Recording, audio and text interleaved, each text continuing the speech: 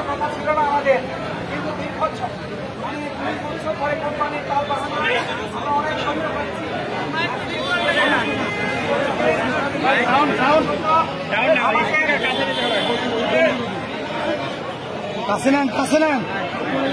আমাদের এই পরিস্থিতির জন্য আমাদের বেশ কিছু ম্যানেজমেন্ট দায়ী। এইসব আজকে আমাদের হেড অফিস কখনোই বন্ধ হতো না। আমাদের মালিক এগুলো কিছুই বোঝে না। আমাদের মালিককে কিছু দান করা দিয়েছে ম্যানেজমেন্টের। এইসব অপদার্থ ম্যানেজমেন্ট আমাদের দিকে দৃষ্টি দিতে পারে না। এসব অপদার্থ ম্যানেজার ভবিষ্যতে যদি কেন্দ্রে চাকরি করে আমরা তাদেরকে চাকরি করতে দিব না। যারা আমাদের চিন্তা করে না, আমি অসুস্থ, আজকে 8 দিন যাবৎ আমি অসুস্থ, তারপরে আপনাদের সামনে দাঁড়িয়েছি। কিসের জন্য দাঁড়িয়েছি?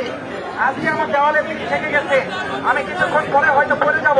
আমার চিকিৎসার ব্যবস্থা নাই, আমার খাওয়ার ব্যবস্থা নাই। বাড়িওয়ালা আমাদের এইরকম অনেক অজস্র এমপিওদের ঘর থেকে বের করে দিয়েছে।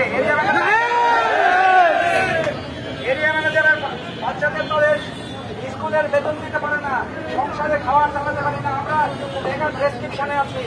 আমরা শান্তিপূর্ণ আলোচনা করতে চাই। আজকে আমাদের মালিক এখান থেকে যেত না, কিছু কালপ্রিট ম্যানেজমেন্টের কারণে আজকে আমাদের এমডি স্যার অফিস বন্ধ করেছেন। আমরা এমডি স্যারকে প্রশাসনের দৃষ্টি আকর্ষণ করব। প্রশাসন আমাদেরকে এমডি স্যারের নিয়ে আসার ব্যবস্থা করুক। তার সাথে আমাদের ন্যায্য দাবি আমরা আদায় না করে এখান থেকে যাব না। প্রয়োজনে আমরা এখানে অনশন করবো, কিন্তু একটা ব্যবস্থা না করে আমরা এখান থেকে যাব না। আমি অত্যন্ত অসুস্থ ভাই, আমি কথা বলতে পারছি না, তারপরে আসছি।